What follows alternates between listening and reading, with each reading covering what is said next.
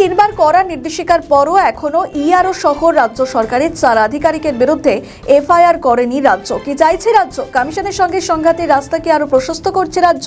এবার এই নিয়ে মুখ খুললেন অধীর রঞ্জন চৌধুরী। শুনুন।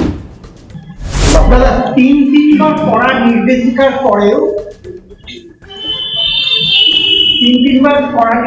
পরেও এখনো ইআরও বা এইআরও সহ রাজ্য সরকারের 4 আধিকারিকের বিরুদ্ধে এফআইআর করেনি রাজ্য। কি চাইছে রাজ্য?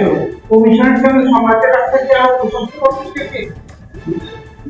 দেখুন, নির্বাচন কমিশনের এসআইআর এবং সেই এসআইআর সঙ্গে যে কনসিকুয়েন্সিয়াল যা হচ্ছে, তার সঙ্গে সঙ্গে যা হতে চলেছে, সব থেকে বড় ঝঞ্ঝাট এখন লজিক্যাল ডিসক্রিপেন্সিস, অর্থাৎ যুক্তিসঙ্গত যে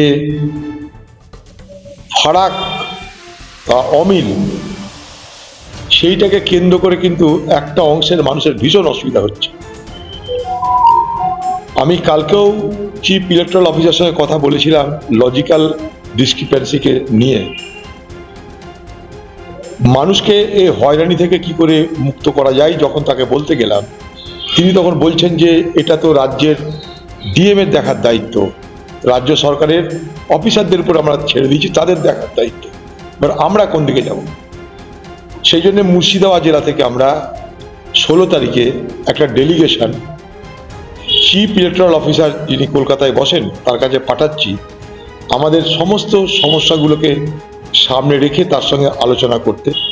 তারপর যদি তাই হয় যে ডিএমরাই পারে অথচ ডিএমরা করছে না বা ডিএমরা গাফিলতি করছে, তখন ডিএমদের বিরুদ্ধেও আমরা আমাদের কথা বলতে শুরু করব।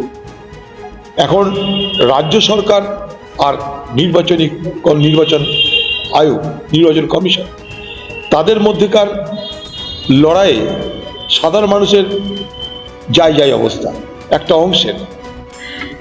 এই রাজ্য সরকার প্রথম থেকে যদি এসআইআর এর বিরোধিতা করত, পশ্চিমবঙ্গের বিধানসভা যদি এই এসআইআর হবে না বলে তারা প্রস্তাব পাস করত, তারা কোর্টে যেতে পারত, সবকিছু করতে পারত। এই রাজ্য সরকার প্রথম থেকে কিচ্ছু করলো না। আমাদের ভিডিও ভালো লাগলে লাইক ও শেয়ার করুন, কমেন্ট সেকশনে আপনাদের মতামত জানান।